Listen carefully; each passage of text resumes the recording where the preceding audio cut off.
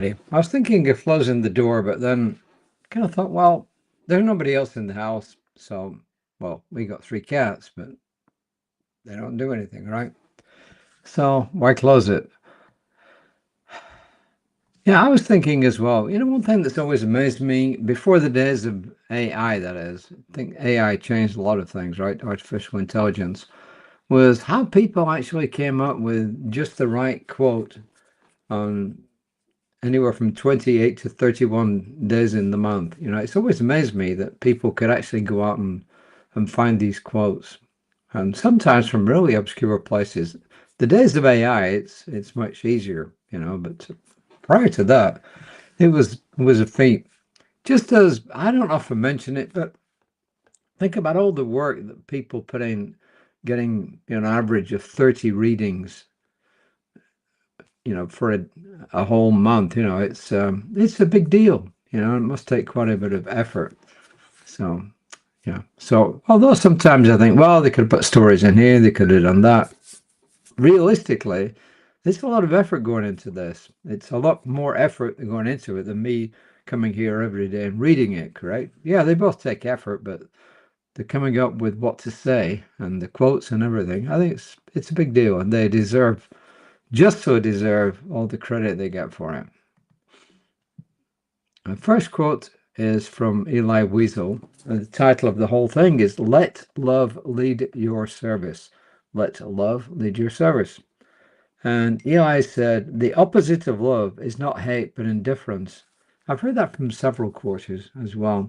The opposite of love is not hate, but indifference. And Ernest Holmes said, life is ever giving of itself. We must receive, use, and extend the gift. Success and prosperity are spiritual attributes belonging to all people. We don't hoard this stuff. We are channels of distribution, correct? When we do our spiritual mind treatments, we are channels of distribution. We're distributing divine energy. We're moving it along. We didn't create it, and it just comes through us. We don't create it, we don't keep it, we move it and pass it on. And that was from the Science of Mind textbook on page 459. And for some reason, my nose has got a bit clogged up just right now. Weird. I'm just knowing it's going away. Love expresses itself most powerfully when it flows through us into compassionate service. Think of people like Mother Teresa. Compassion is love in action, not a duty born of obligation, but a deep willingness to meet others where they are and offer kindness without expectation.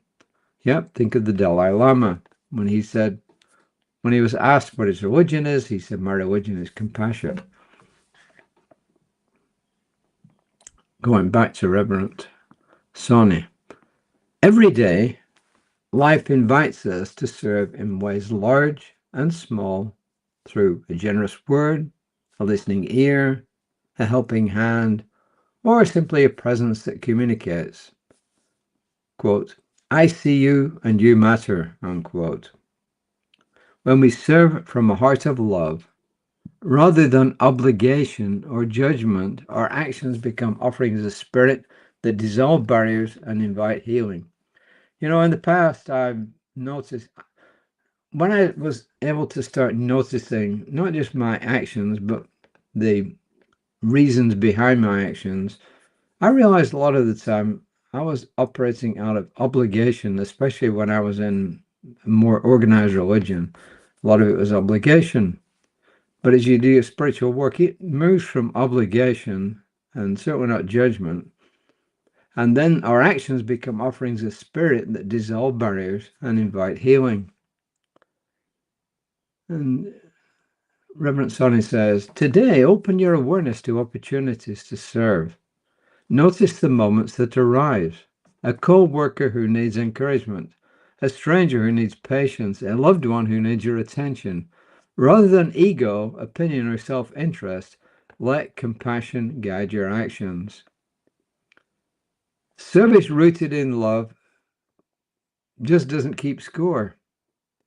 It doesn't tell you how much was given or how much was received. Yeah, it just simply blesses.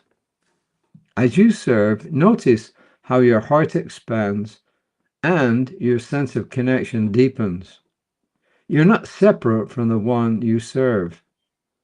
Through compassion, you participate in a shared field of spirit that uplifts everyone whom it touches.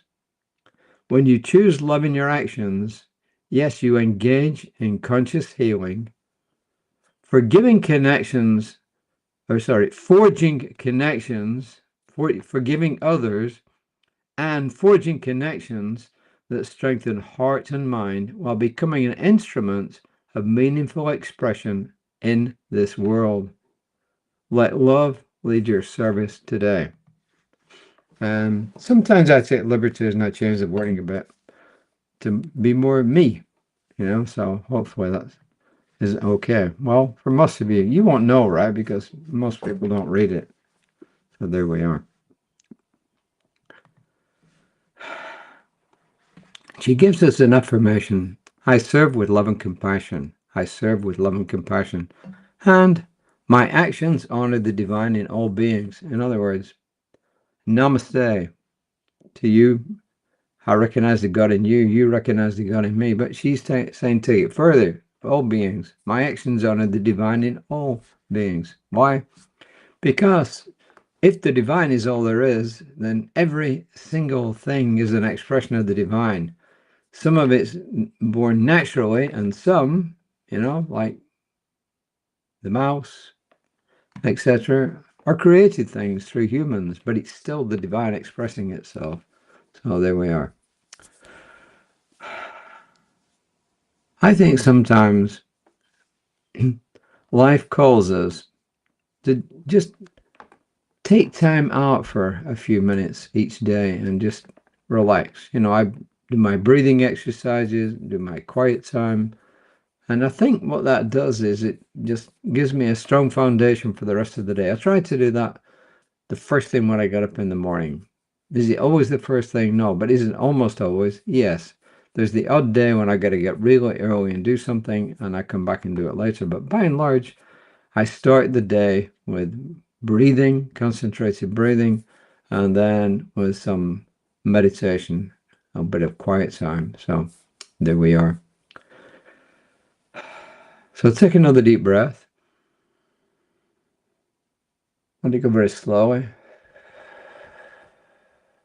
And have a wonderful rest of the day until I see you next time about 5 o'clock Central Time tomorrow.